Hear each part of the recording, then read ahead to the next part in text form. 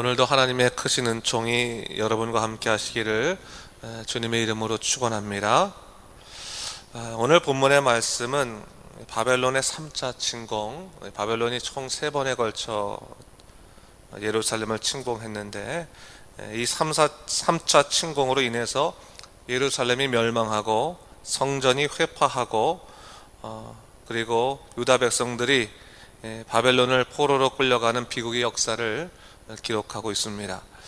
요한 기자는 이 모든 비극을 담담하게 써내려가고 있는데 이것으로 그는 하나님 앞에 바로 서지 못하고 패역한 삶을 살아간 민족의 최후 운명에 대해서 이야기하고 있습니다. 유다 민족의 역사는 성경 전체로 보았을 때 단순히 이스라엘의 역사를 말한다기보다는 영적인 백성으로 살아가야 되는 모든 믿는 자들에게 주시는 교훈의 말씀이다, 이렇게 말할 수 있겠습니다. 하나님의 은혜로 선택된 자들이 어떻게 살아가야 하는지를 주님은 이스라엘의 예를 통해서 우리에게 가르치시고 계신 것입니다. 사실 이스라엘 민족은 놀라운 하나님의 은혜에도 불구하고 하나님 앞에 바로 서지 못하고 결국 하나님의 심판의 칼을 맞이하게 됩니다. 이것으로 온전한 왕정 국가로서의 이스라엘의 역사는 끝이 나게 되지요. 하지만 우리가 열왕기서 이후를 이제 쭉 읽어보면 알지만, 성경을 읽어보면 알지만, 하나님께서 바벨론으로 끌려간 이 유다 백성들을 70년 후에 다시금 유다로 되돌아오게 만드십니다. 이것을 통해서 영적 백성들을 다시금 회복하시는 그러한 기회를 만들어 주시죠. 이것으로 본다면 하나님의 백성들은 하나님에게 완전히 버림받는 일은 사실 없습니다. 그들이 회개하고 다시금 주의 백성으로 돌아올 수 있는 기회를 어떻게 보면 끝까지 허락하시는 것이 하나님의 크신 은총이다라는 것을 알 수 있지요.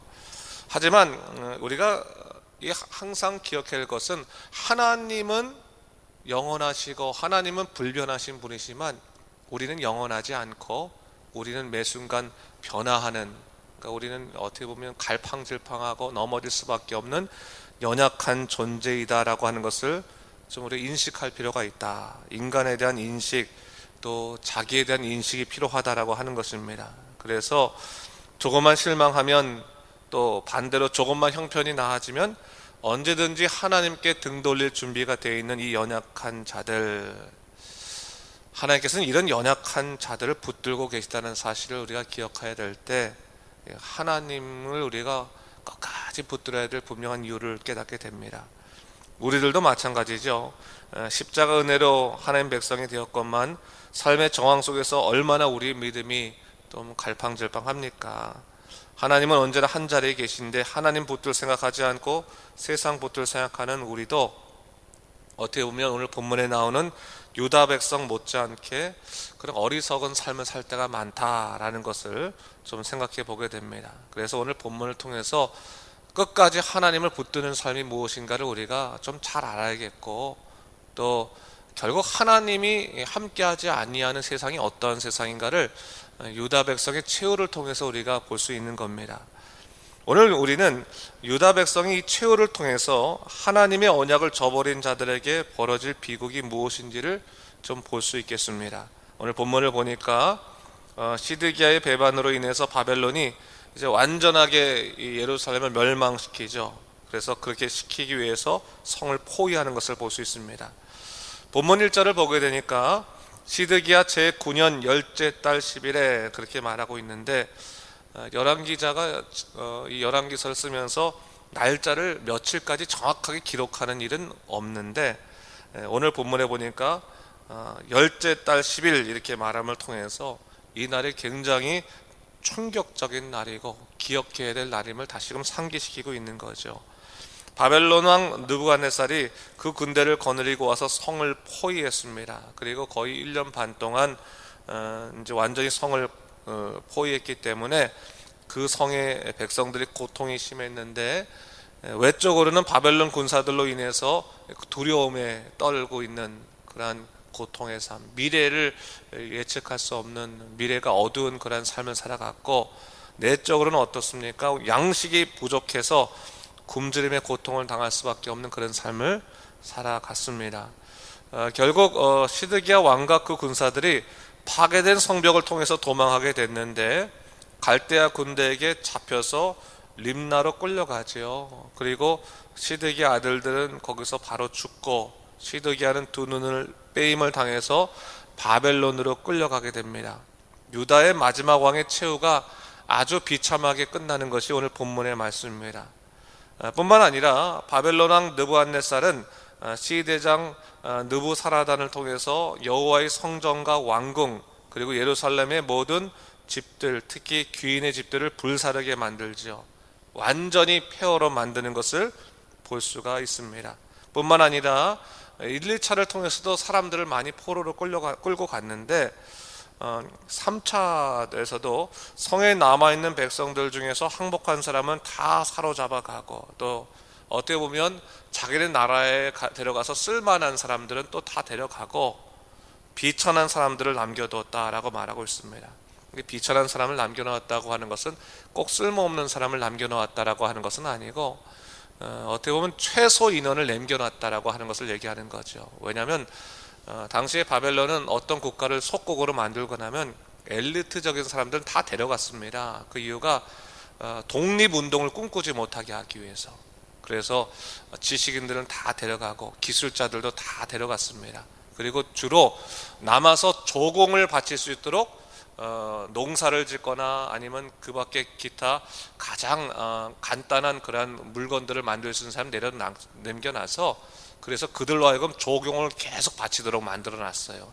그래서 비천한 자를 남겨놓고 그들을 농부가 되게 했다, 포도원을 다스린 자가 되게 했다라고 하는 것은 그들로 하여금 계속해서 바벨론의 조공을 바치도록 그렇게 사람을 남겨둔 것이다 라고 볼 수 있겠습니다. 13절 이후부터는 더 나아가서 성전의 모든 기구들과 그릇들을 다 가져가 버렸다라고 얘기하고 있는데, 여기서 우리가 주목할 만한 이야기 중에 하나가 16절을 보게 되면요, 솔로몬이 여호와의 성전을 위해 만든 이란 말이 나옵니다. 하나님을 위해서, 하나님의 전을 위해서 만든 모든 것들조차도 다 빼앗겼다 얘기하고 있습니다. 오늘 본문에서 요람 기자가 예루살렘의 최후를 기록하면서 한때 주변 국가들이 부러워할 만큼 부와 명예와 권세를 자랑했던 이스라엘의 추락을 증거하면서 궁극적으로 말하고자 하는 것이 뭡니까? 인생의 영화라고 하는 것은 마치 지푸라기처럼 불타면 순식간에 사라져버리는 험한 것이다 라고 하는 것을 얘기하는 거죠. 지금 우리 눈에는 변치 않는 것 같은데, 영원히 나와 함께 할 것 같은데, 인생의 것들은 이게 조금만 틀어지고 나면 순식간에 사라지는 지푸라기와 같은 것이다, 그것을 얘기하고 있는 거죠. 뿐만 아니라 아무리 하나님을 위해서 지은 성전이라 할지라도 하나님이 계시지 않는 성전은 그저 세상적인 건물에 지나지 않는다, 거기에서 하나님의 영광을 찾을 수 없다라고 하는 것을 얘기하는 거죠. 그러니까 하나님의 임재가 없고 약속이 없으면 건물 덩어리일 뿐이다 라는 것을 얘기하는 거죠. 사실 하나님께서 줄곧 선지자를 통해서 이스라엘에게 말씀하신 것이 뭡니까? 회개하고 스스로 겸비하면, 그래서 하나님을 온전히 섬기면 하나님이 지키실 것이다 라고 하는 것 아니겠습니까?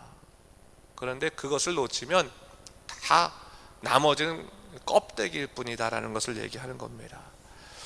유다의 마지막 왕이었던 시드기야조차도 사실은 하나님 앞에서 악한 왕으로 남아있다라고 열왕 기자가 얘기했는데, 마지막까지 회개치 아니하는 왕이었습니다.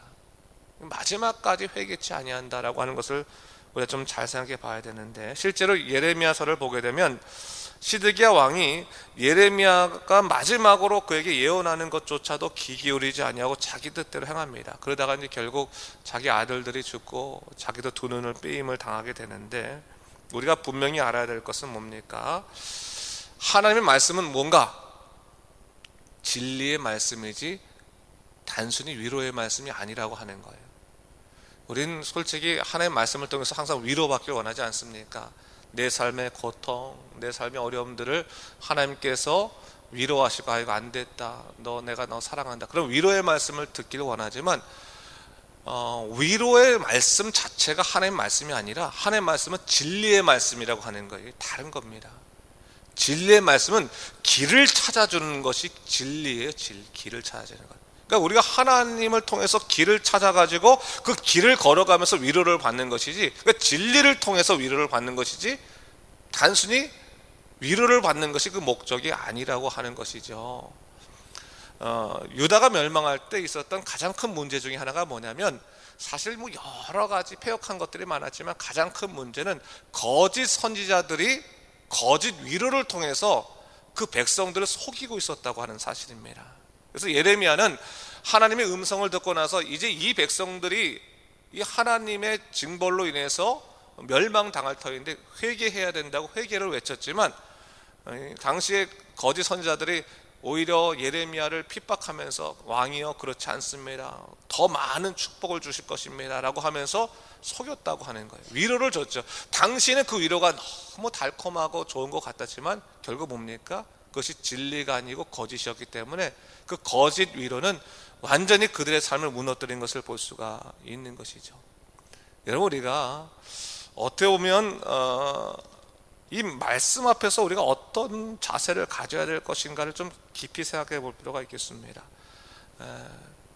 예레미야 시대 때, 다시 말해 유다가 멸망할 때 하나님의 말씀이 들리지 않았다라고 하는 것은 말씀이 적었기 때문이 아니고 오히려 말씀이라고 말하는 부분들이 너무 많았기 때문에 그런 거예요. 말씀이 희귀하다고 하는 것은 하나님의 말씀을 전할 선지자가 없다고 하는 것이 아니라 사람을 위한 그냥 말씀들이 많다 보니까 어떻게 보면 정말로 하나님을 발견하게 하는 메시지가 아니라 그냥 사람의 길을 즐겁게 하고 그 마음을 위로하는 것으로 다 끝나다 보니까 결국 진정한 하나님을 발견하지 못했다라고 하는 것을 기억해 볼 필요가 있는 거죠. 말씀의 홍수 속에서 항상 말씀의 기갈은 일어나는 것입니다. 오늘날도 마찬가지인 것 같아요. 사실은 인터넷 시대가 되다 보니까 정말 말씀 듣기가 얼마나 편합니까? 집에 들어가서 어떤 목사님 말씀 좀 들어보자 해서 인터넷만 틀면 정말 유명한 목사님이 바로 내 손가락 하나에 그냥 움직이세요. 내가 손가락 하나 탁 누르면 그분이 설교를 착 시작하시고, 갑자기 라면이 먹고 싶으면 손가락 하나로 목사님 설교를 잠시 멈추십시오, 탁 클릭하면 하면 목사님 말하다가 딱 멈춰가지고 설교를 또 안 하고 계시죠. 그러면 라면 다 먹고 나서 아이고 좀 들어볼까 하는데 친구가 전화 오면 잠깐 수다 듣다가 그래도 10분 남았으니까 더 들어야지 하면서 탁 치면 다 그 목사님들이 기다려줬다가 마지막 10분을 얘기하고 끝나요. 어떻게 보면 참 편리한 세상이 됐는데, 말씀의 홍수의 시대가 됐는데, 그 말씀이 자기의 가려운 것을 긁어주는 것으로만 끝날 때가 참 많은 것 같아요. 근데 말씀이 그냥 자기의 가려운 것을 긁어주고 위로를 시켜주는 것이 아니라, 사실 말씀은 우리를 깨우치시고 우리를 회개케 하시고 우리로 하여금 그 죄로부터 벗어나서 하나님의 사람이 되게 하시는데 그 목적이 있는 것인데, 오늘날 그러지 못한 것들이 얼마나 많을까 생각이 들면서, 많은 것을 듣는 것에 앞서서 중요한 것이 뭐냐, 하나라도 제대로 듣고 그 말씀 가운데서 나를 향하신 메시지를 발견하고 순종하는 것이 더 중요하지 않을까. 그 말씀과 싸우는 모습, 그 말씀이 내 안에 들어오면 그걸 갖고 나에 있는 죄를 버리고 또 욕심을 버리고 하나님 뜻대로 바로 서는 그런 영적인 그런 어떻게 보면 하나님과의 씨름, 이 말씀과의 씨름, 또 그 말씀을 가지고 자기와의 씨름, 그런 씨름이 있지 않으면 안 된다라는 생각을 많이 하게 됩니다. 그래서 다시 말하면 아까도 말한 것처럼 하나님 말씀은 진리의 말씀이지 단순한 위로의 말씀이 아니다라고 하는 것은, 말씀을 통해 길을 찾을 생각을 해야 되지 자기의 자리에 앉아가지고 그냥 위로받을 생각하면 안 됩니다. 그래서 항상 말씀을 갖고 길을 찾아야겠다라고 하는 것이고, 하나님의 성전도 마찬가지입니다. 우리가 지금 성전을 잘 짓고 있지만 하나님의 성전이 존귀한 것은 사람의 정성으로 무언가를 세우고 드렸기 때문이 아니라 뭡니까? 아무리 비천한 곳이라도 그곳에 하나님의 언약이 있고 하나님의 임재가 있기 때문입니다. 저는요, 제가 열심히 기도할 때 우리 성전이, 리드컴 성전이 지어져서 하나님의 쓰임을 받는 정말 교회가 되려고 기도를 하고 있어요, 계속. 그리고 이것이 정말로 하나님의 언약이 살아있고 말씀이 살아있고 또한 순종하는 믿음의 사람들이 넘쳐달라고 기도합니다. LA에 가면요, 한인 교회들이 제법 굉장히 큰데 성도들이 숫자가 굉장히 적은 교회들이 있어요. 참 이상하잖아요.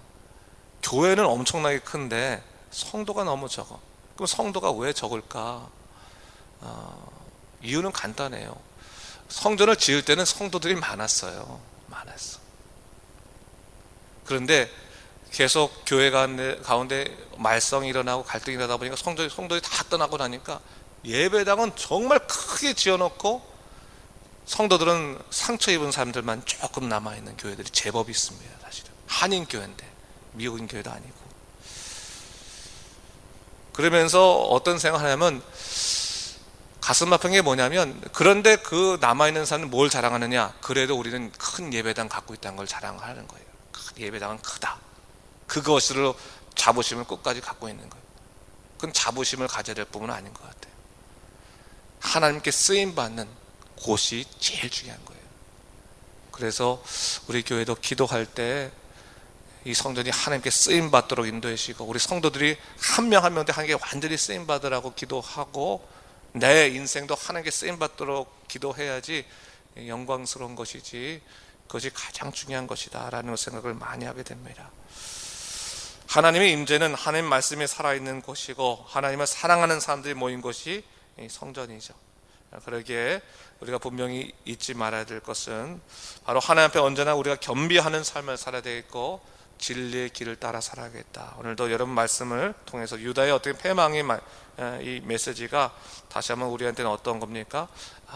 이 인생의 것들을 추구하는 것이 아니라 하나님을 추구해야겠구나. 또한 우리가 하나님의 성전도 믿음으로 채워줘야 되는 것이지, 그 하나님의 약속으로 채워줘야 되는 것이지 사람의 생각으로 채워지는 것이 아니구나라는 것을 생각하고 다시 한번 하나님의 뜻에 맞게 오늘도 여러분들의 인생을 이끌어 가시고 진리의 삶을 살아가신 여러분 되시기를 주님의 이름으로 축원합니다.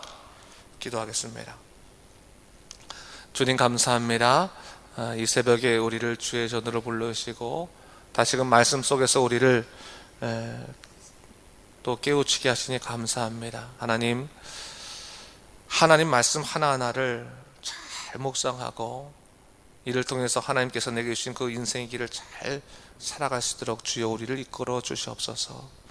온전히 믿음으로 살아가도록 도와주시고, 특별히 우리 명성교회가 하나님의 교회로서 이렇게 큰 성전을 짓고 있는데 이 성전에서 하나님의 영광된 일만 넘쳐날 수 있도록 주여 역사하시고 주관하여 주시옵소서. 성전을 자랑하는 것이 아니라 하나님을 자랑하는, 주님을 자랑하는 믿음의 사람들 되게 하시고 주님의 뜻에 따라 진리의 말씀을 들고 살아가는 믿음의 사람이 될 수 있도록 인도하여 주시옵소서. 감사드리며 이 모든 말씀 우리 주 예수 그리스도 이름으로 간절히 기도드립니다. 아멘.